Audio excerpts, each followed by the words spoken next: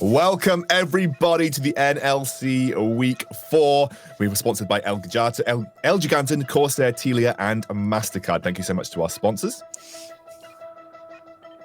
And now let's get on with the day. Now I'm joined by Orcs, Gulborg, and Froskurin on the desk this week. I hope you're all doing very well. And if anyone wondering, I can't pronounce El Giganten, but I will improve that throughout my time. Guys, let's talk about last week as Frosk, and I'd love to get your thoughts, Frosk. I think I'll open up with you today because obviously this was your first week, a second week rather on the NLC. You were here last week. What did you make of the level of competition here in this sort of the new combined European Regional League that we've got? I think kind of my first takeaway, especially in looking at the group system, is that I personally feel that Group B is far more stacked now, getting kind of a closer look at some of the teams than Group A is. And when you have kind of the two LEC Academy teams in terms of Excel in Group A and then Fnatic Rising in Group B, it kind of tells you that you expected those teams to be good, but when Fnatic Rising is then in front of guys like Munster, Tricked, even Barrage showing up as I think a really strong middle of the pack team, where in Group A it's like Excel, and then it kind of really takes a drop off there. So it feels like Group B, super competitive. Yeah, I think given that the scorelines, they kind of reflect that as well a little bit. Let's take a look at some of the replays from last week. And obviously, Orcs, you were casting these games, so you kind of saw them happen in action. Any major surprises for you, or did everything kind of go as planned? That Monster Rugby gaming game was really what we wanted to see from these guys, I think, from the last 3 weeks, realistically. Yeah, a much more convincing game, because obviously we had performances from them, like up against Barrage, where it really came down to clutch moments from Sebex. But this one was just a masterclass in how you play a game out, and it was a really crushing victory. And it seemed like there'd been a bit of a wake-up call for the team. Obviously, they'd struggled up against the likes of Tricked, and coming into the halfway point of the league, they do want to be ramping up towards playoffs. And yeah, I'd just like to chime in onto that, because we had been talking about how they really hadn't shown anything. Yeah, obviously they had some good wins, but it wasn't what we expected from them. That win last week was exactly what we expected from them. But it also just goes to show how competitive this league still is, because we're still discussing, as we did last week, what's the top 4? Is there even a top 4? And what teams to look out for? And that's what I really like about our league so far. I think that's a good way of summarizing this, actually, Gulborg. And I think when talking to a lot of the players, and we did our interviews last week, we were asking those guys what they thought, and especially talking to the teams that are kind of in the running for the top end. They were saying, no, realistically, we do have a closer league. Maybe there is a gap between the likes of Fnatic and Excel, but I think the rest of the middle of the pack is super strong and super close. And then there's Eminem. Yeah, and then there's Monk running it down in mid lane. No, but even in that gap that you're talking about with Excel, you know, Excel's game wasn't picture perfect clean. You still really saw that team kind of struggle and sweat and really rely on team fights and the kind of the consistent execution of team fights before they found their victory. In fact, the biggest smashing that we've seen came from Munster, and it's finally, you know, that roster living up to kind of the hype that's been surrounding it, of knowing that when this team does get a snowball, that they absolutely know how to blow you up, but then you still have kind of the two sides of the coin, like what Munster gaming are you going to get? And that sort of leans into some of the inconsistencies we've seen from a team like Riddle, where they obviously are really talented players, but when it comes down to executing their game plan, they're relying on their skill, they're relying on outplaying the opponents. And when they don't manage to, or they make some mistakes, they can quickly fall apart, which is why they've had a really surprising run, managing to beat XL, but then obviously dropping last week a game up against, it was Nordavin. So just a bit back and forth, and it feels very much on, are they performing on the day to define whether or not they're going to have success? And to me, honestly, I think that Orcs is just hitting the nail straight on the head there. There's a lot of teams here, I think, who needs a reality check. We're almost done with the round one here before we go into the second round robin here. And honestly, I think that some of these teams are just playing too cocky. I feel like some of them are thinking that their individual skill is enough to carry, and sometimes it really is. Sometimes these games are actually divided by who had the better players, but sometimes you're just losing it because you're just making weird mistakes, and I think Riddle is a good example of that. I think there's BTXL is close to be doing the same thing, but he's not doing the same, doing it to the same extent.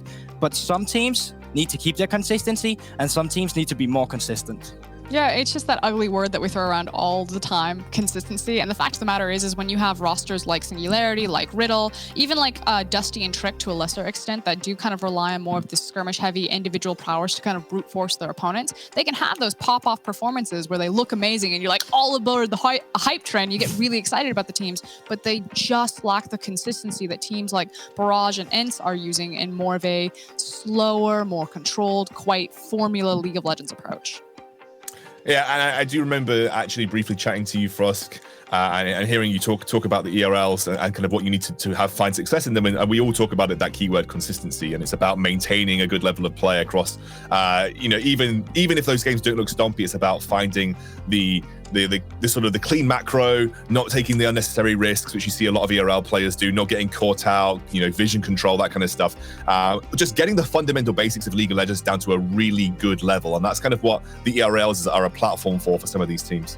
I mean, frankly, it's as simple as KISS. Literally just keep it simple, stupid. That's all you need to do. Strip everything back. You don't need to overthink it at the ERL level. You don't need to add too many variables. And talking with Swiffer, the guy behind the Excel Academy team, it's about playing to his players' strengths. It's about playing what they're comfortable in, and you're not like trying to diversify your playstyle. You figure out one playstyle, like Fnatic Rising do, and you play the same playstyle every single time, and you will sit at top. And then maybe you start to diversify when you're trying to add new tricks to your sleeve when you're looking at something like EU Masters. And I think Excel is definitely the best example of that. So it was good to highlight them, but also obviously Fnatic. And I feel like Nordavind are sort of in that camp. Obviously, they've still got work to be done, but it seems like they have a very by the books plan. It is pretty consistent. And as much as they may struggle against these academy squads, they tend to beat out the lower ranked team pretty consistently. Yeah. And I think it's good to see from them, because with a team like Riddle, I really don't know where we're going to go with this team. We could have a week where they just absolutely stomp everyone. We could also have a week where they look to flop. And I think that's worrying as they move towards playoffs, because teams will enact plans to counteract this and just lower the chances of this sort of play by skill game plan working.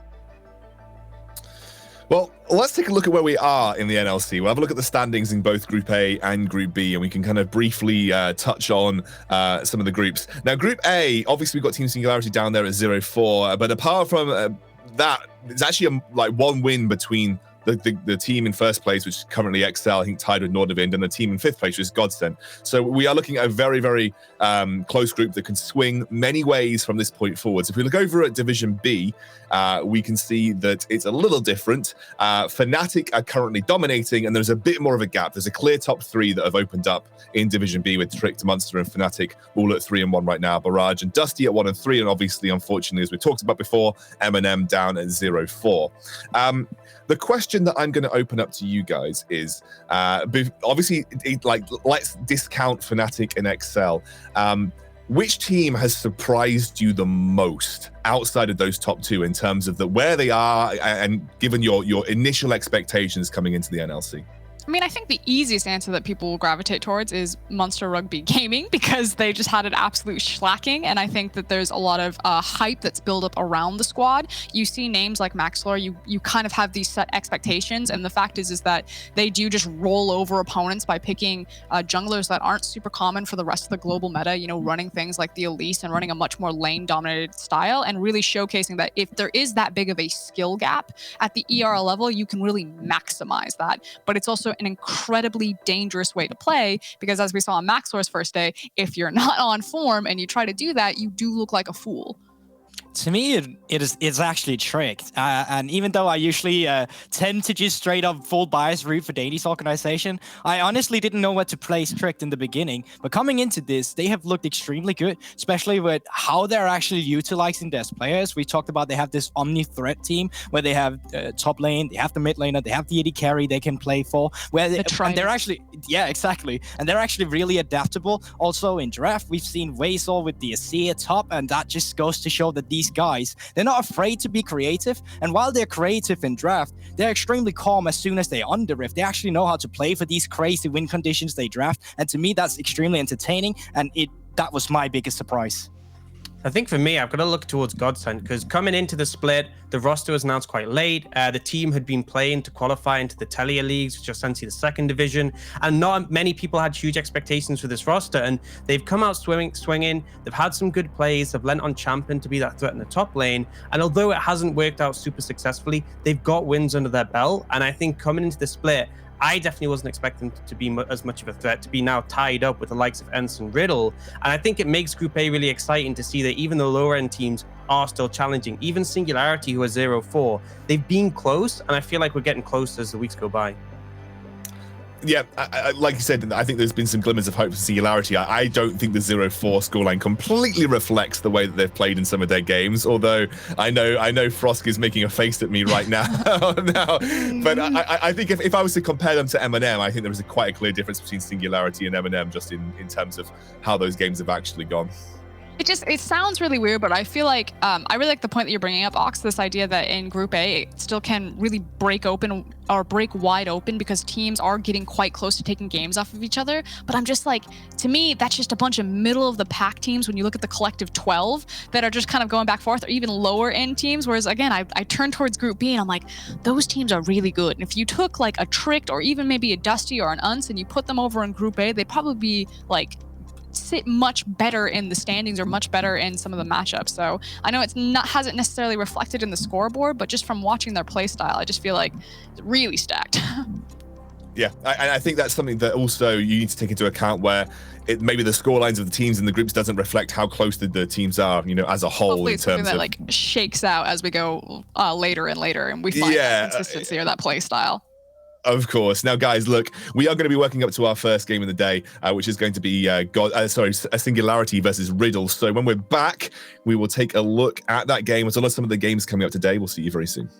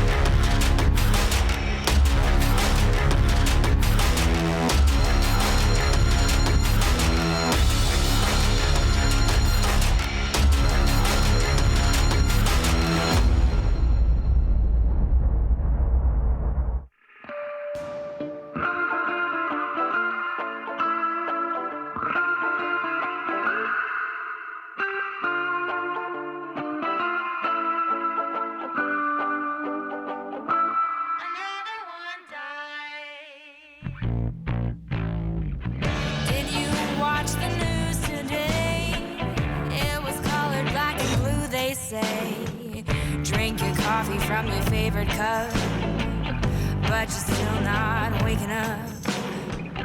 Oh, what a mess. You know how the story goes.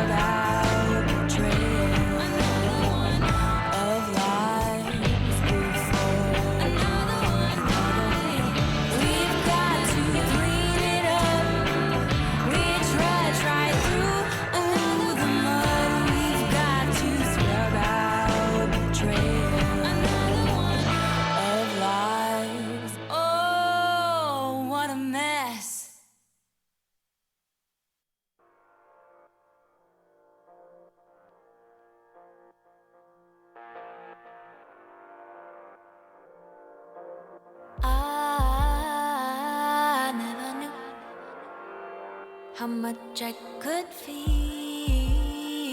till I met you.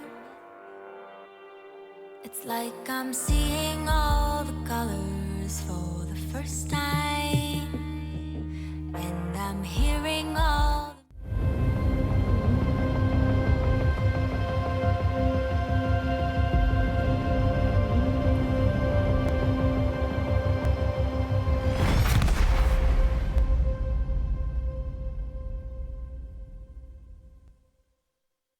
I'm just gonna take over the game. Shockwave, Devex is looking for his ultimate, looking for his one shot. He gets it through the shields. The shockwave lands onto Maxor. It's too little. It's too late. Right? He's getting melted for a brow. Secures the kill. XL are just throwing this game out the window. Now the bullet time and that's the double kill. Picks up onto the Orianna. Muma's now here on the flank and Nordovind have just turned this play around. Yes, Sendo has been caught out culling on.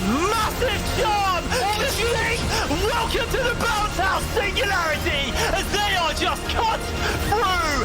XL just walk away with a team fight! All right, ladies and gentlemen, we are gearing up for today's games. First of all, before we even start to discuss them, let's take a look at the games that we've got coming up on our first day of week 4.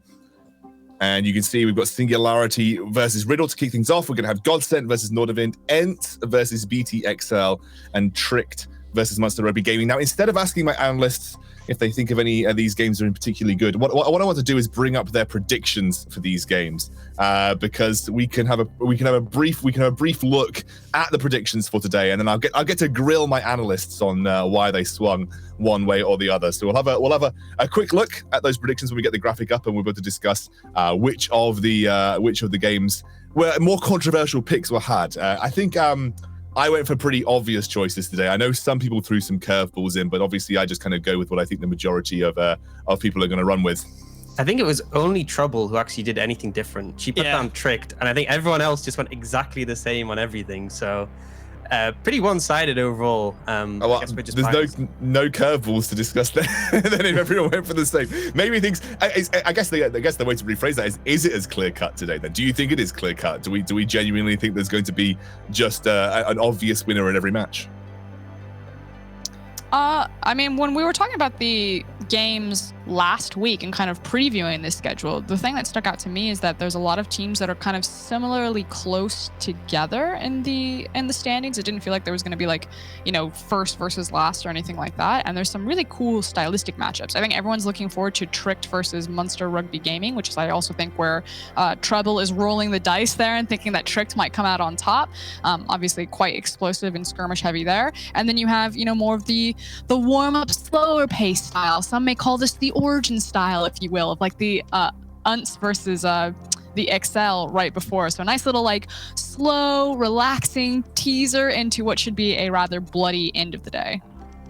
Yeah, I think one that's interested me is the Godsent against Nordovind, because we've seen consistently Godsent looking to play around Champion. We've seen consistently them trying to have him as a win condition. And I think Nordovind aren't the most aggressive team overall. They tend to play things quite slow-paced as well, similar to the whole NSBTXL matchup. But top lane has been a sore point for them. I think Mummas has been underperforming the past couple of weeks. I think he's had a really rough time on it. And I think this is an opportunity for Godsent to potentially take a swing at them. Yeah, I definitely agree with that one if you're looking at the top side. But if you're taking a look at last week too, I don't feel like Champion really showed much. I think it really showed that when you had the Fiora ban, the Camille ban, he didn't play Jace this time either, but his Wukong performance, it was good in the early game, but then it was lackluster. You can combine that down to that Godsent as a roster seemed like they were struggling in the mid to late game, but that also says a lot when you need to go up against a team like Nordovind, who does not seem to struggle in the late game. They actually thrive in the late game. They're very niche about their macro. They like a textbook game, and that's why I think it might be favorable towards Nordovind, but it does obviously have a curveball in that top lane, as you mentioned. Sure. Look, guys, let's kind of like laser in on our first matchup of the day, though. It's going to be Singularity versus Riddle. Singularity obviously yet to get a win in the NLC, and Riddle, who I think, just given the strength of their roster, have drastically underperformed. So you've got a team that hasn't yet to get a win, and then you've got a roster that I feel is drastically underperforming. This is going to be an interesting match for me. I still favor Riddle, but this could be an opportunity for Singularity to actually get land a hit somewhere, you know? Yeah, let's hear it, Goldberg. What's the apology letter? Listen, I was actually not going to make an apology letter. I was going to look at you, Riddle, and I was going to say, you disappointed me, okay? I had your back when no one else did, and you're letting me down, all right? I'm seeing you have good players. I'm seeing it show in teamfight. I'm not seeing it show when you play macro. I swear I saw Senkux mix more shockwaves last week than I have fingers on my hands. There is so much with this roster that I had expected would work that just doesn't. And then to me, Singularity, they showed last week that they were almost able to take a game of BTXL. The late game was lacking and they took a bad fight and it just all ended for them. If there was an upset happening today, I think it would be Singularity beating Riddle. But obviously, I'm still sticking with my boys Riddle. I'm just saying they're not doing good enough. And I think, we were talking before about how a lot of these volatile teams, they'll look to make skill checks, they'll look to rely on individual skill expression. I think Riddle's one of those. We talked about that before, but I think their matchup in the Singularity is just going to be a complete bloodbath. Both of these teams heavily seek out contesting fights, even when it isn't necessarily favorable for them. Riddle had a clear setup for a 1-3-1, and yet still they were getting baited into starting fights last week up against Nordavind. And I feel like this game is just going to be a complete fiesta where they're just diving each other, just trying to start fights time and time again. I love fiestas. I agree with you, Ox. Goldberg, I think you've made some great points right there. We've already kind of like teed up to the viewers that this is probably going to be a very skirmish-heavy game. The issue that I have then in setting expectations is I feel like Riddle just across the board are usually just better in their positions. And so while I agree that it's going to be a bloodbath, I think that the winner, I'm expecting it to be Riddle, as are everyone else with the predictions, will just start to sprint away. And then this game will just probably still be a fiesta because the macro won't be there, but I don't think it's going to be close. I think this is going to be over very early on. Someone's going to take a bad decision in Singularity, probably also a bad decision from Riddle, but Riddle are just better and they're just going to put them into the ground. I think in these games as well, draft plays a huge part because of the ability to skirmish in lane and get individual lane matchups that they're sort of happy about. So speaking of, we're going to go to a quick break, and when we're back, it will be picks and bans.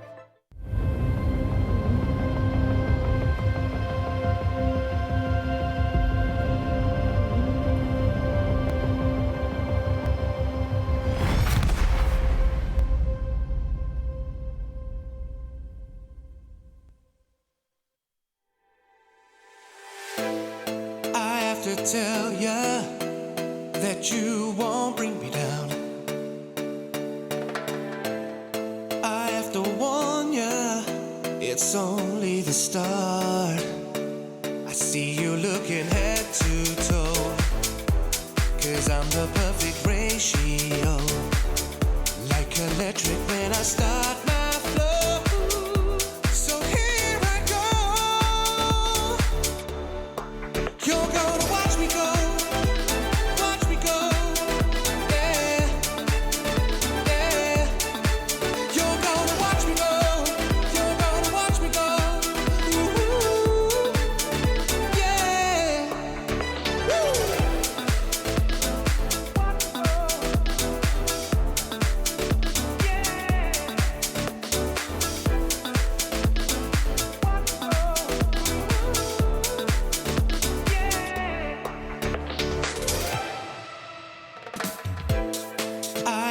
Tell ya that you won't bring me down.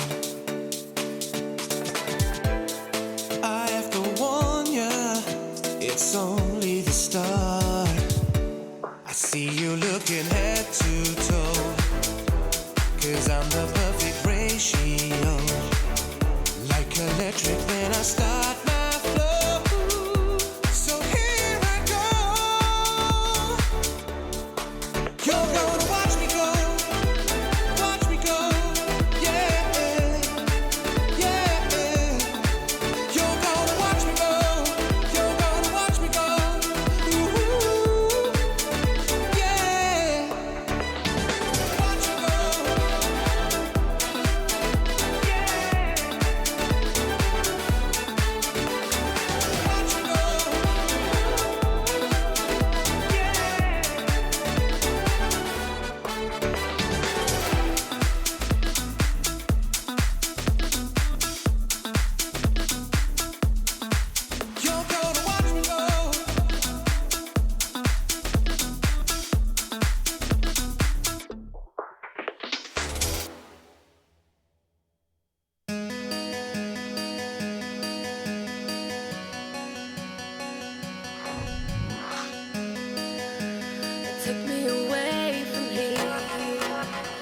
take me away. Take me away from here.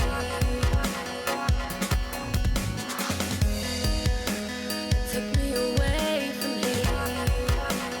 Take me away.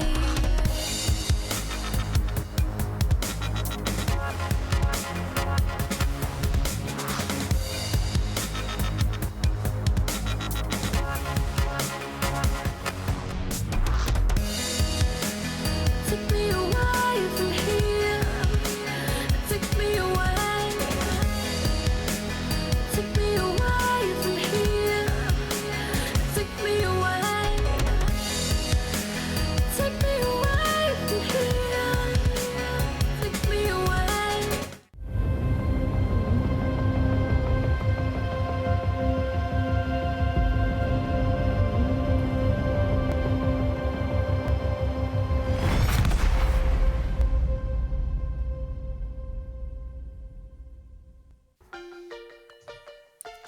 Okay, picks and bans. Singularity versus Riddle. Both of these teams need this win. Singularity to even get on the board, and Riddle just to try and break free of the curse that they've been suffering this NLC, where they've drastically been underperforming. It's going to be a Karthus and a Graves ban. Maxi is obviously one of the biggest threats on Riddle. He's being heavily focused here by Singularity, and it's going to be Varus and Karma in return for Riddle. And my question is always going to be what the priority blue side pick is going to be. Naturally, on 10-13, Aphelios had some nerfs. We've seen a lot of blue priority on Ezreal, as well as the Volibear in particular. Now, pinching the jungle pool that hard doesn't necessarily clear the path for Volibear because he's such a great skirmisher. What? Playing or banning away something like a Nocturne would tell me that you're looking for a low mobility ADC like an Aphelios, however. So maybe they are trying to make it so you can't get to the back line. There's the Aphelios ban to answer it. I mean, maybe it's just in Italy here. We're looking for Scoot, who obviously loves this champion. You're looking at Maxi, who loves this champion. So by actually taking away these, I was going to say, you're obviously new to this league, because these two guys, they are fighting for this pick, and that's just the priority in Italy coming through.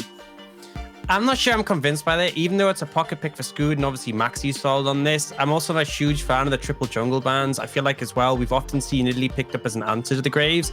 I feel like you've kind of just given over a lot of power here. You've seen the Volibear locked in, and the Ashe as well. We've seen rise in priority on this patch, especially with all the bans who he carries. So I'm not yet convinced by this trade-off. We'll have to see what happens next for Singularity. And talking to a lot of the LEC pros kind of about Volibear, the consensus on him is just that he is the best dueling jungler that there is. And so you pair him with a strong mid laner, you can basically walk into the river at any point and contest, which then paired alongside Ashe. Oxy just talked about how good she is on the current patch and how she's rising on popularity, especially when you thin that jungle pool. One of the things that she does exceptionally well is she gets priority in the lane by pushing through volley, which gives her first early access into river. So right now, even with 2 picks, I expect a really strong kill-oriented mid lane, and for Riddle right now, just be playing over scuttle crabs, contesting every Drake, every scuttle crab. If we're already looking at a bot lane that could be heavily focused here. You're talking Ezreal, Yuumi in itself, and you have Nidalee as the jungler to back it up. If you go for a hard dive-heavy composition here, Volibear he's down there. He's going to slap you. He's the slappy bear. You got the Thresh now for Vendelbo. We saw him with a great performance last, not year, but week, even though he lost. So this is a good setup, and I already favor Riddle a bit here going into it. I don't know if the Nidalee trade-off was worth it, but I'm happily to be proven wrong. I think at this point, then, you're looking at probably pinching the mid lane pool, maybe getting rid of some of those easy blind pickable mid laners, since, again, priority in the mid lane to allow Volibear to skirmish is going to be big heavy. I always forget, though, that we're in the region where you just got to ban out people's comfort champions, take those away. I really want to see something like a LeBlanc, Azir would work really well here, maybe even a Corki, but preferably a LeBlanc with this Volibear. Froska, unfortunately, you're coming from a league to the LEC down to the NLC, where comfort picks are genuinely a huge threat, especially when people are feeling from. That's why we've got that Nidalee pickup. It's something that Maxi and Skude both love. It's going to be a Pantheon here. Good. Can you imagine Pantheon Volibear as your mid jungle? You walk into anything. It's true.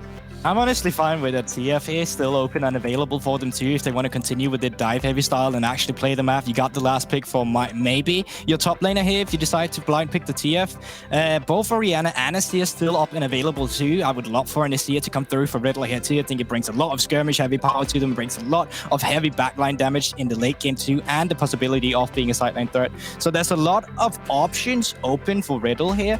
And I don't think that Singularity is at a position where they have enough bans to actually time down these champions. Outside of some of the comfort picks that these players have, obviously like the blind pick, especially for top lane that slipped through, is something like a Gangplank. So if you wanted to hold your mid lane pick here for the true counter to make sure that you had the stronger 2v2 mid jungle, you could grab the GP here. It would also fit really well into what your composition needs in terms of its zone control as well as anti-dive. Yeah, actually, could see here Singularity going towards that Lucian that we saw Vrao pick up. It potentially opens up as a flex into the Gangplank, but I think ultimately here, we need priority mid for Singularity. I think with the composition Riddle already have, if they let bot just get completely dominated, if the Ezreal Yuumi gets dived repeatedly, if there's priority towards Riddle in the mid lane, I don't think Singularity ever actually get off the starting block for this game. And I think Zoe offers a lot of that poke threat if they go towards that, and is also something that can contest priority. So I think it's an important pickup for them, but it now leaves Riddle with a potential counter here. I think you guys are both bringing up really great points. As I look at Singularity's composition, in isolation, it's really clear how it works. It has a ton of poke. It excels really well when it has you underneath a tower and then it's layering all those things up. It has great control if you can get it, but the issue is that I think if you look at it comparatively to what Riddle's composition is going to do, they've sacrificed too much of their laning powers. That would help a lot. You already talked about Ox. It sacrifices too much of their laning ability for like a collective composition. Now that they have rounded out with that Lucian that Ox was just alluding to counter out the Gangplank, it's a little bit better, but the barrier of execution on a comp like this is much higher than what Riddle have put together. Yeah, we were talking about that. The name of the game here is easy to execute compositions. Singularity's composition is not easy to execute when you get out of the laning phase. Yeah, it's nice in the beginning. We got Illusion into the GP. Ezreal Yuumi, what can go wrong? As soon as you hit that 15-minute mark at that 20-minute mark, and you want to team fight, I don't think he even can. Like, this is looking extremely dire. This is individuality flexing coming in from Singularity. They really need to get their laning phase going, and they need to get the snowball heavily started, or else it's looking grim for them. And I think it's just a difficult trend because this has been a direction for Singularity. A lot of comfort, a lot of high skill expression champions, and playing that into Riddle here is just so hard to do. You're the 0-4 team. I really feel like they could have gone in a direction where they have easy setup, easy ability to make plays and then follow through of them, because I have no doubt that Singularity will still continue to chase fights as they have done so, but Riddle are completely happy with that. And even if Singularity try and take a step back, Riddle have the tools to ensure they are forcing fights they want. And shout out to Senkux on the Cassidy pick. He's looking at double AP, Zoe, Nidalee on the enemy team. He's like, it's a perfect game for Cass. Void King. Guys, I mean, I was entertained by this draft. Singularity definitely going big or going home with at the end of this one. They need a win. They've pulled out something a little wild, very high risk, high reward, I feel. And if Riddle just play the game out well, they should be favored. Now, going to hand over to our casters. It's going to be an exciting one. Trouble and Hip Rain, take us away. Gratitudic Scoundrel, hello and welcome to week number 4 here at the Northern League Championship. My name is Hiprain. I'm joined by Trouble. We're getting ready to go into our first game of the day. Singularity taking on Riddle. Singularity 0-4 in the standings right now, but we feel like if any team's going to be the one to upset, it will be Singularity. And they've been on an upward trend so far. I think that's fair to say, isn't it, Trouble?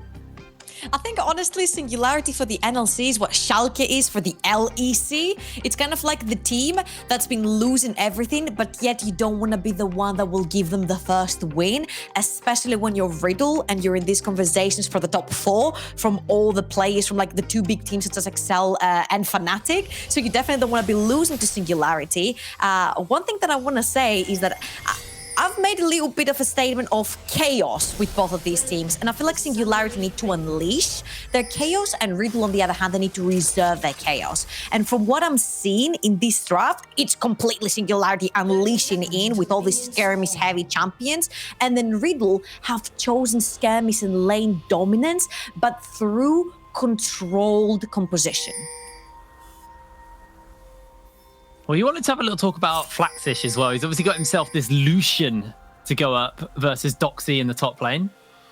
Talk to me a little bit about this one. I feel like Flaxish is a diamond in the rough in this team, right? Because we're talking a lot about Rao, and we do hone in a lot on Rao and how well he plays at laning phase. But Flaxish has played the likes of a Renekton, of a Vladimir. He never gets any attention from the jungle, and yet he still manages to find his way through that little mid game to be a menace, even onto that Renekton without getting any of this attention. Takes it though. I like that. They go through the bush to not get spotted, and just half health takes it. With really good pathing there, actually, to make sure they weren't spotted. They kind of hugged the wall as long as possible before coming around the corner. Now, Scoot going to start up on his Raptors. Pretty much standard stuff for the Nidalee. I know you're not a big fan of this Nidalee Trouble. I know it's a Scoot. I know it's a Scoot pocket pick. That and the Taliyah are like two of the champions I think of when I think of Scoot. And even so, you're not a fan of this at all. You know what? I respect when someone goes to their comfort pick, such as Scooter here, going for the Nidalee. He feels comfortable on it. It's one of his pocket picks. He feels really good. Something that we need to mention here is how easily Nidalee is counterable and how she's so situational. Unless you hit the spears, and unless you hit the spears on very crucial members. Tasek's ignited. He's low HP. Has to heal the flash by Rai. Getting himself first blood. Only just going to get sent packing underneath the tower. They get another flay off onto him. Does have the ability to hop onto Scooter. Scooter's trying to chase in, and Renderboy finds the kill. They just kill the kitty cat. Rai gets the lantern to safety, and Scoot cannot do anything to help this bot lane. 2 kills for Riddle. And they're still healthy enough to stay on that lane, push in, deny a lot of that CS and experience. We talked about how Singularity's bot lane could potentially upset the Riddle bot lane when they're not, you know, on their best day. But Ray and Wendelbo are coming in here hot, and they're showing that not only are they on a good day, they're on a great day to take this plain old 2v2 down bot lane. Just getting it. Kind of getting the weakness out there from the Ezreal pre-shift is one of the areas where, before he's got that Arcane Shift, he is actually very susceptible to getting killed. Doesn't have that safety, and Wonderbar recognizes that and just plays up in his face. Scoot now done a full bot cycle here, moving up towards the top lane, trying to just power farm up, but with him trying to help the bot lane, he's actually behind tempo on Maxi on the volley bear. Maxi already cleared out his entire jungle, gonna head towards that crab. He has got himself a good tempo advantage, because when you think of Nidalee, you think of a champion for just power farms, and Maxi, he's the one who's been power farming with the kind of presence that his bot lane was able to get for him. Honestly, Maxi loves these champions, right? He's a Nidalee Graves kind of guy. He likes staying into his jungle, get priority through the lanes, and kind of like farm yourself away. All he needs to do, honestly, here on the volley bear is kind of wait until he's that beefy frontline for his team and sort of scare all of these skill shots that will become from the side of Singularity. Maxi will be the one absorbing all the damage just so the rest of Riddle can have a good time. This is a pretty big wave, actually. Doxy dodges out on the spear. Scoot does jump in and look to try and get that execute, but Doxy able to get away. The grass peel comes in, dodges on that last spear as well. Doxy plays that pretty well. Vralbo making a roam up towards this top side, seeing if he can maybe find something here on the Zoe. Got that bubble available. I do believe Doxy's orange should be coming up soon. They have spotted Maxi out on the Krugs, so they know he's there. Thanks to that ward, it's good. Gonna make his way over. Not actually able to get it. So this is the thing here, right? You just literally saw 2 skill shots miss.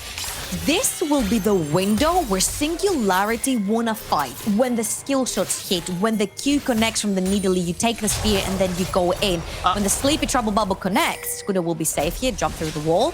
When the Q connects from Rao, oh perfect. When they don't, this is the window from Riddle to press their buttons and start going in, right? Cannon barrage going down when there's no cooldowns on Scooter and Rao. The Ash Arrow going in and catching someone off guard right there will be that indicator. So keep your eyes on these skill shots. If they miss, Singularity have to back off, which means a lot of the vision control and objectives will be going the side of Riddle. But it kind of feels like they don't back off, even when they do miss these skill shots. And that's almost...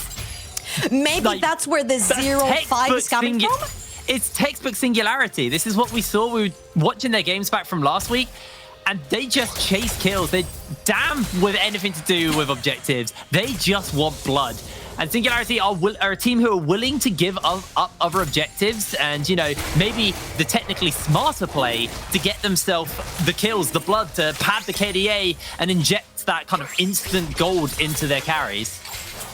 Yep, and so far it hasn't necessarily been working for them because you told me, well, Skude, you know, he has his pocket pick, he's on that needle, he could snowball, he could pop off, and I'm like, sure, we saw C-Boy pop off on that needly last week as well, but late game he could not necessarily do anything, and poke compositions are just so hard to execute that if one skill shot misses, then you just lose your chance to go all in. And if you look over on the side of Riddle, they've got scaling all across the board. All these guys are gonna be starting to build all these defenses versus the Zoe versus the Nidalee. This is a very easy composition to itemize against because the bigger skill shots, if you will, and damage will be coming from AP sources.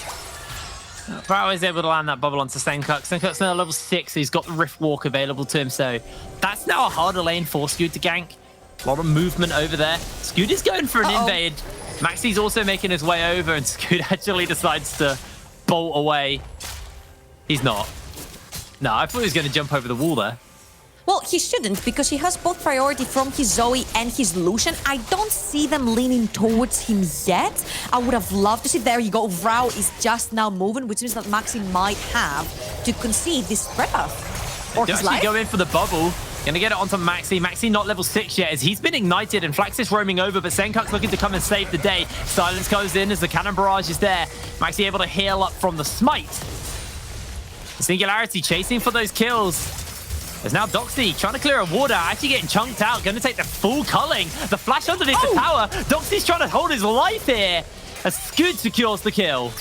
That was quite well played. Coming in from Flaxis, Doxy is actually blindly face-checking into the bush.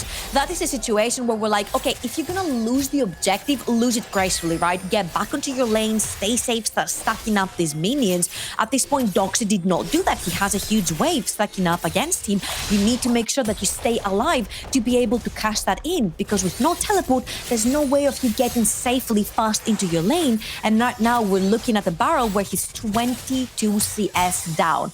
Now, that's not necessarily going to affect him too much in the later stages of the game when that Trinity Force is completed, but for now, Flaxis is the one that has the upper hand, and I'm loving the fact that I'm seeing Skude play towards that top side. That Lucian has to get ahead because it is one of the win conditions here for Singularity. It's the only early game lane that they can play through, and so far, so good.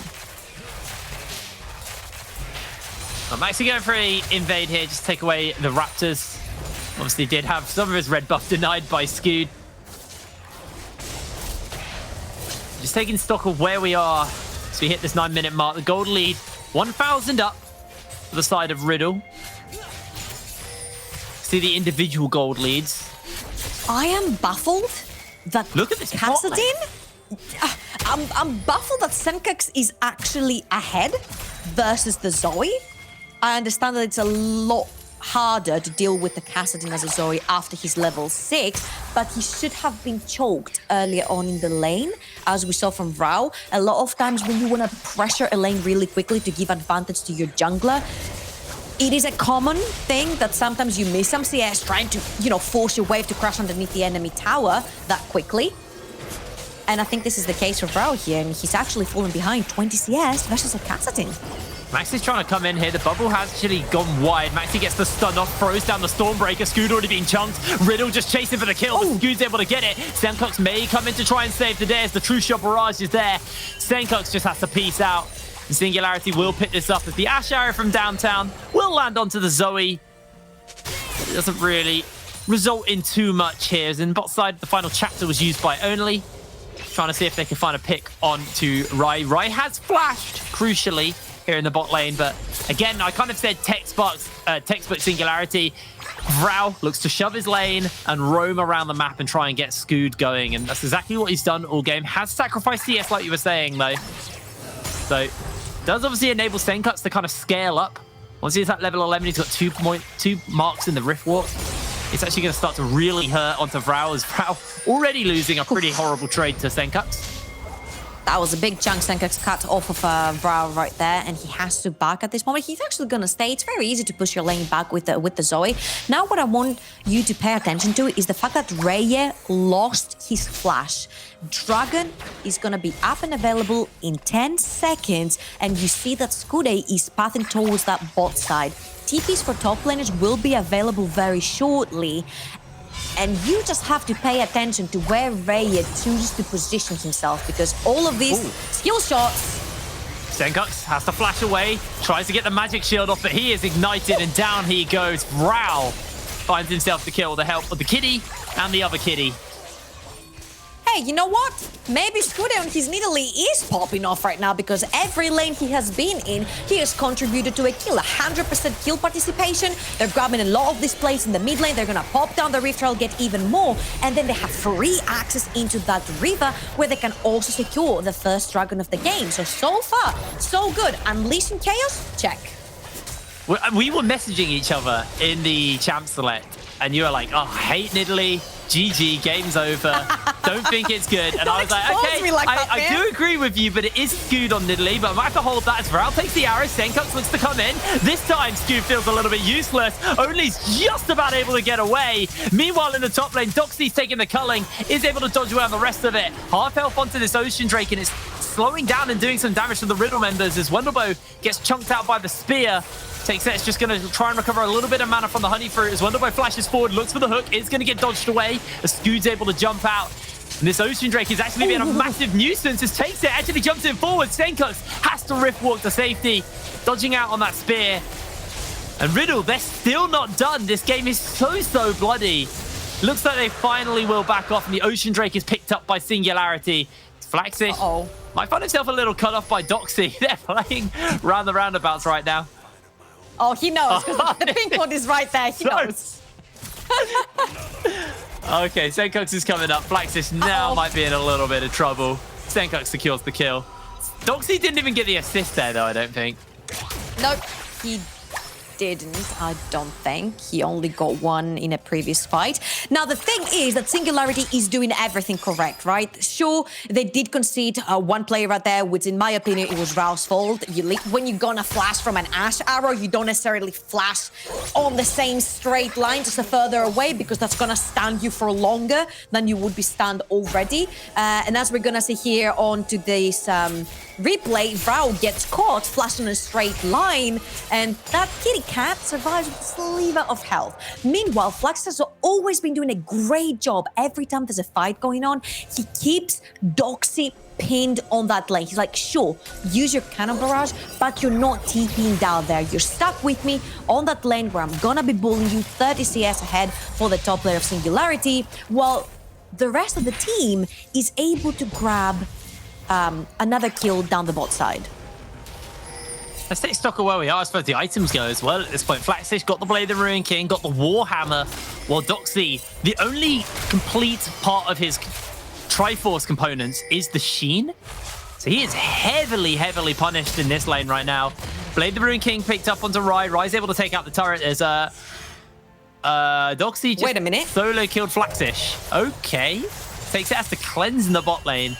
It feels like every time I try to talk to you, something happens. Okay, this happened against ENCE as well. Flaxis is a player that really likes to play for lane dominance. Now, this has two choices, right? You're either gonna dominate your lane so hard that there's not gonna be a comeback, but Dox is one of these players that always has an ace up his sleeve. And if you're gonna challenge him on the 1v1, especially underneath his tower, he's not gonna let you go unpunished.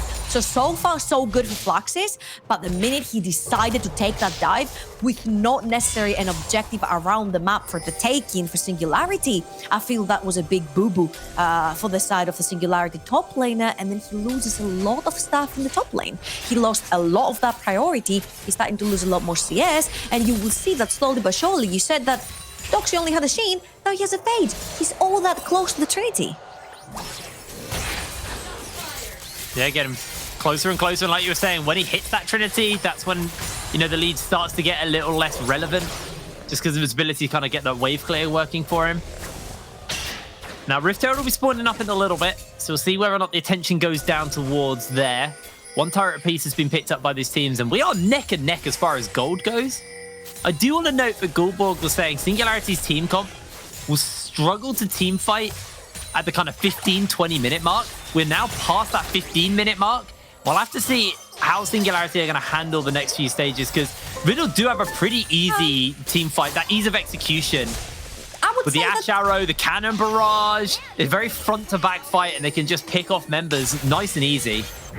So the thing here is that when a team is playing a poke composition, when they're even overhead in gold, they're generally gonna be much stronger in the early stages of the game, right? Before all these defenses are coming in, because everyone is trying to really fast get their spike items in. They're not necessarily gonna think instantly to buy resistances. You see, sure, the Mercuries are coming in from Maxi, no resistance against the AP damage from Doxy.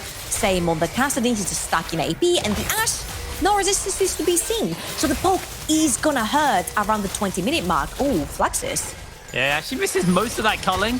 Rift Herald actually remains aggroed up here. Ash Arrow does connect into the hook, into the Cannon Barrage. It's an absolute cluster in the pit. Trying to fire out the damage right as he is able to secure the kills for his team. And Riddle lose out on the Herald, and they're actually just looking to zone Singularity off it for the moment. Vrao lands a massive bubble, forces the flash out, but Flaxish fails. Scoot gets the snipe, and this should just be the Herald picked up. A Singularity timed out. No! Oh, that's so sad. That is so unfortunate, but on the bright side, they would most likely use that referral to break mid lane. Luckily for them, because we only look at the positives here, they've already taken down that mid lane tower. They could have, of course, exerted much more pressure, but as you can see here, the second that Ash Arrow hits and the heavy engage happens, Singularity is on the run. They cannot take the brutal 5v5 front-to-back team fight that Riddle can take. You know, they have their AP mates, they have their ADC, they have their frontline tank. They just take the textbook team fights wherever they are. This is why I mentioned take a look at all the poke that's gonna land beforehand. Because the second that Raya presses R, it is over for Singularity, and they need to be prepared for their skill shots to hit. And if they don't, they just have to back off. And this is exactly what happened there. The skill shots didn't hit, Riddle was way too healthy, and they decided to engage on that. Singularity were able to turn that back around though, even if they didn't pick up the Herald. Riddle gonna crack open this mid lane turret. Looks like they should be able to get it, though Texet is able to survive and clear out the minions. So they get it low, but they don't get it down. Now it's Senkux off in the top lane. He'll actually be able to deal with Flaxish fairly effectively as Maxi he knows there's a pink in the bush, but I don't think he really cares. I think his attention is just on cracking open this top lane tier 1. Yeah, Flaxus has been extremely cautious right here. He knows something's going on. They spotted Wendelbow as well. So what Thresh could potentially be doing up there, he just wants to dive Flaxus. Now, all eyes on Skude. He has hovered most of the kills in his team. 4 out of 5 are onto this Nidalee. Every spear missing is a tear running down my face, because this guy is responsible at the moment for landing them and carrying his team through this river fight. It's very crucial to land the Qs, or Riddle again get the window to press the R button and go all in. Now, if you look at the items, Doxy has completed that Trinity Force, which means that Flaxis is no longer going to be able to take that 1v1, and also the Cannon Barrage is going to hurt even more for Doxy to sort of try and split the fight or slow down Singularity, so the engage from Riddle is much easier. Texet does have the arrow available to him at this point. So they do have that kind of long-range engage available to Riddle. But how are we feeling about the Lucian win condition? Because at the moment, 0-2, he's up in CS over Doxy, but Doxy now got that Triforce. So his wave clear is very much alive, as you can see, able to kind of deal with the waves. And I worry that Flaxish hasn't really been able to kind of find his mark on the Lucian, and now might just be struggling a little bit with it. Yeah, I'm sure you can argue that he has the 2 items, but later into the game, you're going to have a Volibear in your face. You're going to have Wendelbo, who's going to be extremely tanky. You're not necessarily be on a date with Doxy in the team fights. So you have to try and push him out of lane so he doesn't TP in, so he can't use Cannon Barrage in the fight. But Flaxus needs to be extremely cautious right here because they have his number. Yeah, Doxy does have that Cannon Barrage, dodging away on most of the Cullings. The minion line does eat it in, but Flaxish able to get himself a solo kill onto Doxy. The Senkux looks to try and mop him up. Flaxish looking to turn it back around, though. Senkux doing way too much damage. Meanwhile, this actually bought a window for Singularity to do this Baron, and they're going to half health it already. Teleport's getting used, and looks like they're going to look to fight for this one. Senkux is able to walk away to safety. Singularity chasing for the kill. They've got the bubbles from Vrau. They've got the spears. Senkux is just going to go down. The Scoot gets the shutdown. Singularity find their opening and get themselves a quick turnaround pick there. It's a 2 for 2 globally. So 2 for 1 globally.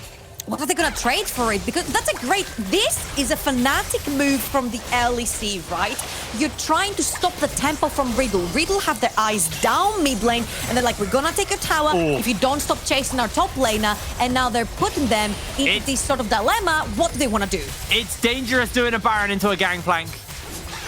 But it looks like they're keeping on it for the moment. Wendelbo looking for it.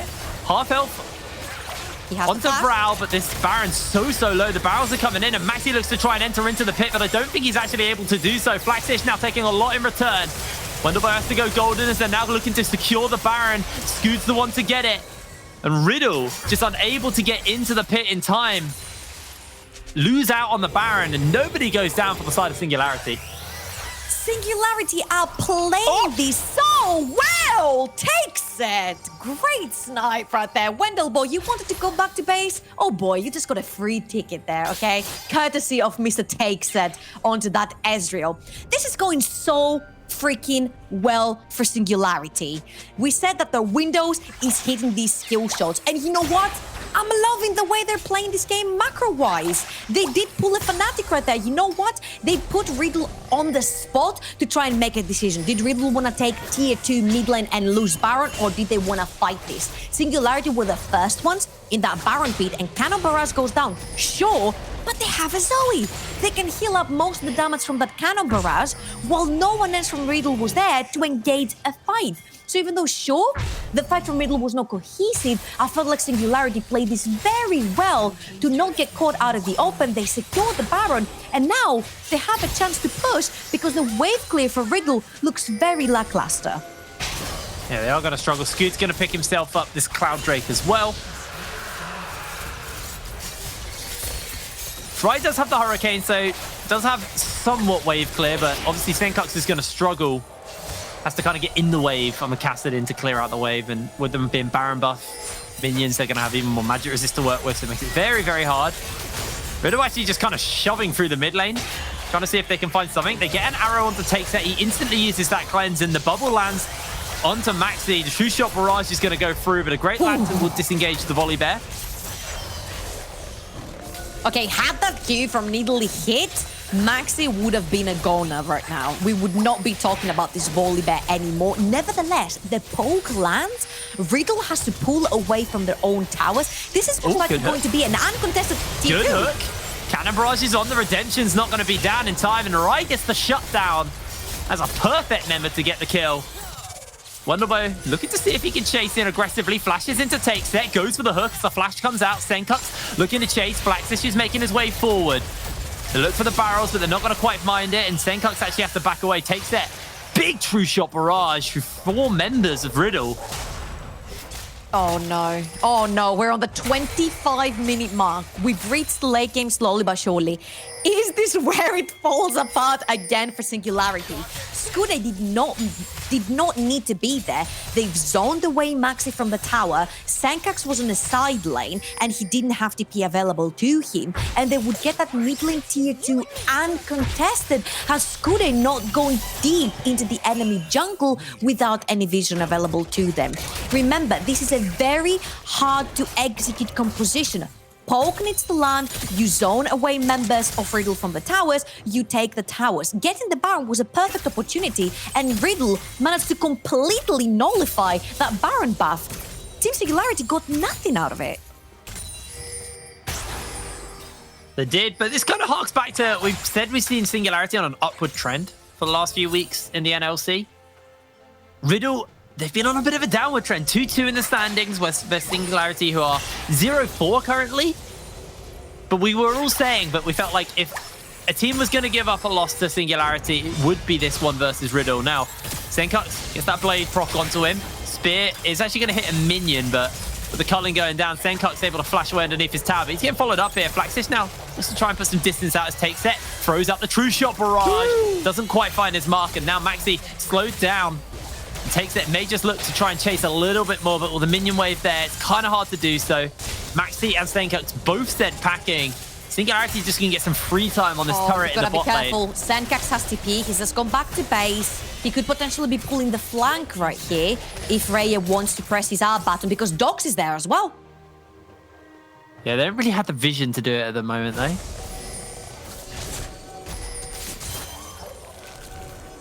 So the amount of space I've seen not land is unacceptable from Skude. Having the 5-1 and 2 scoreline right here, I'd like to see some more heat, please. I want to see the pain in the eyes of Riddle right now when they get hit by these spears. So far, so good, but Singularity are playing the skirmish game way too heavily right here. I believe that they're going to try to bring Riddle out for the soul point. Dragon's going to be spawning in 1 minute and 20 seconds. They have set up that bot area of the river very heavily with vision, so they know at any point in time where every member from Riddle would be if they want to contest that. Of course, Riddle would want to, walk in and check. And this is where I'd like Singularity to be ready to hit the sleepy trouble bubbles and punish anyone who's looking to get some vision in that bot quadrant of Skude's jungle. Senkux closing in on that level 16 mark, and I get scared when I see a level 16 Kassadin. Very, very scary. If they can poke him out, then sure, it might not be that problem. But like you said, it's kind of, you got to hit those skill shots. You got to find those marks. If we can know how many stacks he has on his Seraphs right now, that would be awesome as well, just to know how close he is. Oh, thank you so much, observers. Super close. Super close. He's there. He will be up before the soul fight comes up, and this is gonna be huge because he can just dive the background unpunished. Now Singularity are gonna try to give another dilemma over to Riddle. Do you want to fight us taking this Baron, which will make it unbearable for you to fend off against underneath your towers, or do you want to take away our soul? Now, I don't necessarily think a Cloud Soul is huge for the side of Singularity, so I would like to see the trade for the Baron here. Just let Singularity were looking for it. Senkux actually gets chunked out by Flaxish, but Flaxish now overstepping with his team not around. May just get himself caught out as Maxi goes in forward. Flaxish will fall. The shutdown picked up. Meanwhile, Wonderbone potentially getting caught out by the rest of the team. The final chapter is going to lock them down as Rai throws out the arrow, and now Riddle looking to try and turn this one around. The Cannon Barrage will zone the members of Singularity off. The Senkux is on the flank on that Kassadin. Maybe looking to see if he can jump into the pit. That would be the Dragon picked up for Riddle, and Singularity have actually overstayed a little bit here. Takes it, getting chunked out, getting healed out. Is able to jump away over the wall, but Senkux now jumps in for more. He's looking to get himself a kill onto the Zoe. Down he goes, takes it. Now able to jump away from Maxi. But Riddle finding their picks, finding the Dragon as well. That could just be enough to keep Singularity away from the Baron and potentially away from pulling this game back. I felt that it was extremely clever for Singularity to move to the top side of the river while Riddle were trying to deny them the soul. I'm like, sure, trade Baron for one Dragon over to Riddle. That would be extremely clever because then you can push your hats out. Oh. Wendelbo's looking for it. The final chapter has been used. It's just going to lock down Wendelbo as the True Shot Barrage does live. Senkux sliding in, takes it, tries to get the assassination off. He is able to trade out, but now the kitty cats are going to be crushed down. Riddle get a double kill onto Senkux. Another one onto Takes there, and with that, this should just be Baron. Vrau and Flaxfish are going to have to do some hella poke to stop this from happening. I'm I'm thinking this is kind of like a downward spiral we've taken for the side of Singularity, level 16 onto the casting. He's got the Seraphs, he's got the Hourglass. He's even rocking a Magi's. This is how confident this man on your screen is right now. He's confident that he can jump the backline, grab a kill, get back out. And of course, with so much protection, it's going to be extremely easy for him to do so. Now, I don't like this coming from Singularity. You're completely blindly entering Fog of War. You have no clue where Riddle is. You don't know if they're doing Baron or not. But even if they are doing Baron, there's no way for you to get in there. Skude does not have flash on his Nidalee, and without vision, it's extremely unlikely that you're gonna steal with even a Trucial barrage coming down. So Singularity are biting a little bit more than they can chew. They could have gone for the trade here, Hiprain. They could have taken the Baron and allowed Riddle to take the Dragon that they really wanted to deny the soul from Singularity. And you know what? It was gonna be extremely hard for Riddle to fend off Singularity when they would be Baroned up and having all this poke and all this wave poke of themselves. But no, Singularity are pulling the Singularity card. They play the scare misses. They want to take the fight. They dive into Fog of War, and they just not coming winners out of that. And you're now looking into Senkox. So it's a 2-level lead over Vrau. Level 17 on the Kassadin. 20 stack Magi's, fully stacked Roa, fully stacked Seraphs, and the Zhonyas to go with it. Way too many stacking items on this. He is stacked up and ready to go, though. He's gonna hurt so much. This is like the solo queue nightmare when a Kassadin gets late game, because you know no one in solo queue knows how to deal with it. It's a nightmare as well at this point. Yeah, well, Singularity are wishing they could wake up at this point. Flaxus literally gets like a quarter of his health taken away by just 1 Q. Oh, it is so extremely hard to try and stop this right now, because even though you do have the wave clear, you also have multiple lanes that are being attacked at one time. And because every single member of Singularity is so squishy, and your plus and your -1 body, which is Yumi, it's just extremely hard to just sit underneath your tower, because you could be dived at any given point from this Kassadin. Yep, there you go, just as you say it. Does actually find himself getting half health now. Maxi getting chunked out by Flaxish. He kind of cast a curse for Senkox there. Meanwhile, Singularity looking for a play into Wendelbo, into the arrow, into the cleanse, and Wendelbo will fall, takes it, secures that kill. Now Scoot looking to see if he can find that spear into Rai. Slowed down as he actually uses that exhaust. They're trying to get the kill off onto Rai. Vrau misses out there, and actually now with Maxi jumping over the wall, able to secure a kill onto Scoot and onto Ezreal. Vrau is just going to have to get sent running. Double kill picked up for the Volley Bear, and Senkox, he might just kill himself for Zoe now. Uh-oh. Well, he's already picked up a Lucian. Now he's feeling like a Zoe. Well, the rest of the Riddle are just running down mid lane. Trying to catch all of the action. Okay, Vrau's going to go down. Riddle look to have found all their picks they need. They still got the Baron. They've got the ace. This should just be game. Riddle pull ahead. 33 minutes on the clock. 10-20 are able to take the win over Singularity. Singularity now going 0-5 in the NLC.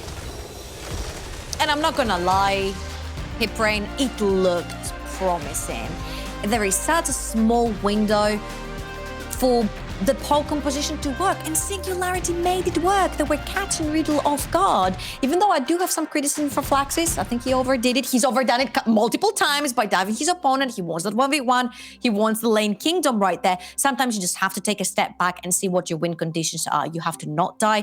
You were ahead in CS, and then you snowball the lead through the map. Skude managed to do that. He was snowballing the lead, even though there were a lot of spears that were missing, which is very crucial, especially when you're carrying most of your team's gold. But then late game Singularity hit, and they were taking these very, weird decisions of like not wanting to trade objectives, very focused on getting that soul, even though the Cloud Soul will not necessarily give them what they need to close out the game. I feel like the Baron was much more of a win condition for them. They chose to take this game and saying, you know what, Riddle, we're more than happy to take the 5v5 on a brute force, and they came out ahead. Yeah, it felt like the ease of execution kind of came through into the late game for Riddle. You just hit your R and you murder Singularity. It was a really, really good turnaround for Riddle. It was good to see Scoot actually having a really good game on, a champion that we associate him with, but unfortunately it wasn't enough. Now, guys, we are going to cut to a quick break, and when we're back with the analyst desk to break that game down, so don't go anywhere. We'll see you after this break.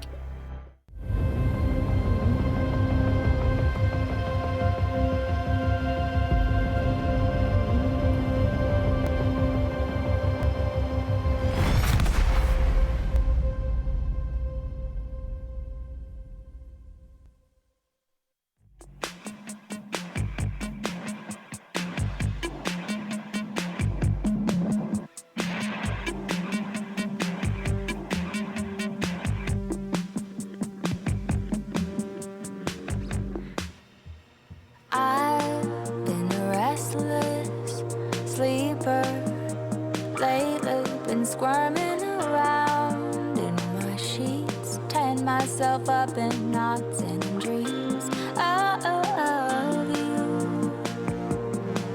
Ooh. And I've been feeling uneasy lately. There's an illness creeping in, raising hairs up on my skin. Oh, when I think of you,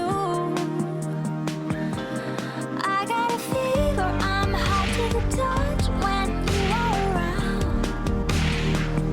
Yeah, I got a fever. I'm hot to the touch when you're around. I feel the rhythm of my blood pumping through my veins, feel the flutter of my heart like a bird in a cage. I got a fever. Yeah, I got a fever. You could be thinking of me. Maybe I've been hoping when your eyes meet mine, they're not just looking through me. Can I just say your smile is contagious, and I've caught it now. Is there an illness creeping in, raising hairs up on your skin when you say my name? Yeah, I got a fever. I'm hot to the touch when you are around. Yeah, I got a fever. I'm hot to the touch when you're around. I feel the rhythm of my blood pumping through my veins, till the flare of my heart like a bird in a cage. I got a fever. Yeah, I got a fever. I got a fever.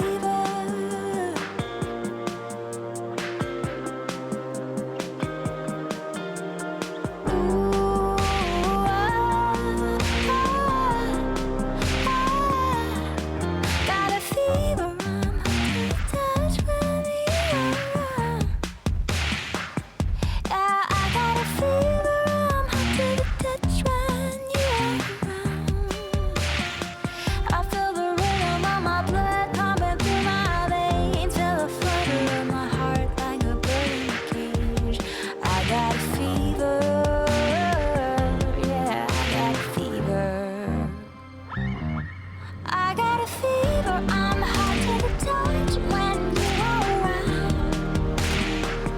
Yeah, I got a fever. I'm hot to the touch when you're around. I feel the rhythm of my blood pumping through my veins, feel the flutter of my heart like a bird in a cage. I got a fever. Oh, I got a fever.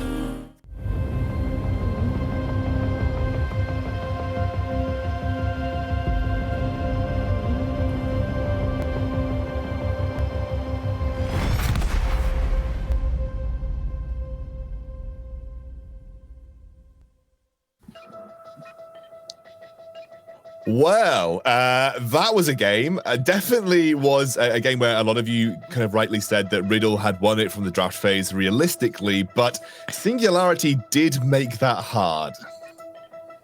Did Singularity make it hard, or did Riddle make it hard, Excounter? Because I felt like That's Riddle a made good it question, really good hard on question. themselves. Yeah, I mean, I'm just gonna pick it up because honestly, we talked about it in the pre-game once again.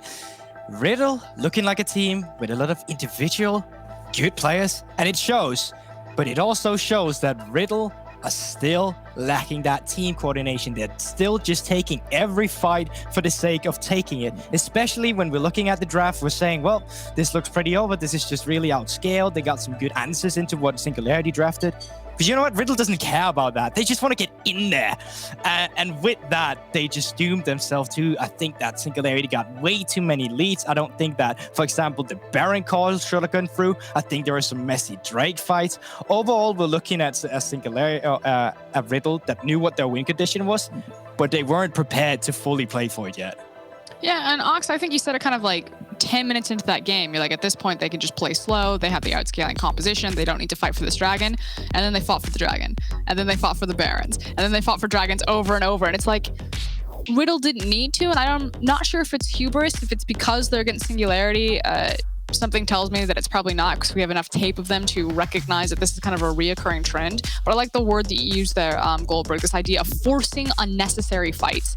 And in the case of this Rift Herald, it paid off decently well. They got denied the Rift Herald themselves, but it could have gone much more sideways than it did. But then that's a scenario where the players walk out of it, maybe they go backstage and they think, okay, yeah, there was a little bit of sloppy play, but otherwise nothing super massive went sideways. It's like, no, the macro strategy was all over the board. And then how are you supposed to continue to develop to get better as a team if you are consistently making the same mistakes and not playing to your win conditions? And I think that has to be the big takeaway from this, because we've seen these issues crop up in Riddle's other games, in the games they lost, for example, against Nordavind, and showing these problems against Singularity. Yes, they still got the win, but it's worrisome because obviously Singularity is 0-4 team. They're struggling themselves, and this was not a convincing match by a team with huge expectations on their shoulders. I think there was definitely a much cleaner, smarter way they could play this out, where we don't see Scoot going 5-0 on the Italy, where we don't see them contesting all these objectives, getting poked out, and starting to look a bit back and forth. And even the fact that Singularity got a Baron, I think Riddle need to go away this and seriously ask themselves how they're playing out the map and how they're developing as a team. And I think this still shows that there are some issues with Singularity that we have addressed in the past that are reoccurring. They have this playstyle, and I guess they just said, well, this is our identity. We're going to play for the individual players here. I would also like that they tried to create something a bit more simplistic, something that wasn't too hard to execute, because we see them here, they can actually get away with some cheeky things in the early to mid game too. And if they actually had a decent composition where they could utilize that lead in the late game too, I am hopeful for Singularity because they are showing up some good fights, but at the same time, I don't think they're helping themselves. I feel like they're their own worst enemy. To be frank, it's just hard to play. You know, it's nice to see Nidalee One-Tricks kind of running around in solo queue, and I'm not saying either of these players are Nidalee One-Tricks, but she's the champion that kind of stands out the most for this type of style. But the reason why you don't really see Nidalee in pro play is that you're normally not going to hit the spears, and as soon as you miss a spear, that champion really becomes worthless according to pro players. Then you're basically just like a heal bot. You have to wait until your next spear, and then you throw it out. And in this game, when you have a composition like that, if you're missing those critical skill shots, then theoretically your damage ceiling is way higher, but the damage isn't connecting. And I think that was a case of a lot of these team fights, you know, people standing on the wrong fight, people missing their skill shots, people not having the right coordination. And I guess it was entertaining. There was still some high moments of like individual outplays. You can still see some of those individual players that step up, but holistically across the board for both teams, this was a fiesta. Well, I have a member of Riddle, Doxy, with me to maybe talk through that fiesta. Doxy, can you hear me? Yeah, I can hear you. How you doing? I'm good, mate. How are you? It's been a few years since I got to talk to you, so I hope you're doing well. Yeah, I'm doing great. You got in buffer or what? No, well, I think fatter, to be honest, mate. I think fatter. Look, just before we start, I just want to say sorry if I cough because I have something wrong with my throat, so that's just it. So you can begin. Okay, no worries, mate. No worries. Look, obviously, this is the first time you sort of been back in the Western Leagues. Obviously, you went over to Russia for quite some time. Yeah. What does it feel like being back on sort of the ERL playing field with the European Masters to look forward to and everything like that? Honestly, it feels really good. I'm happy to be playing with this roster. You know, we're all 5 Danish players. We were friends in the past. I'm getting a bit of flashback from NIP, hoping to make the same run again, you know.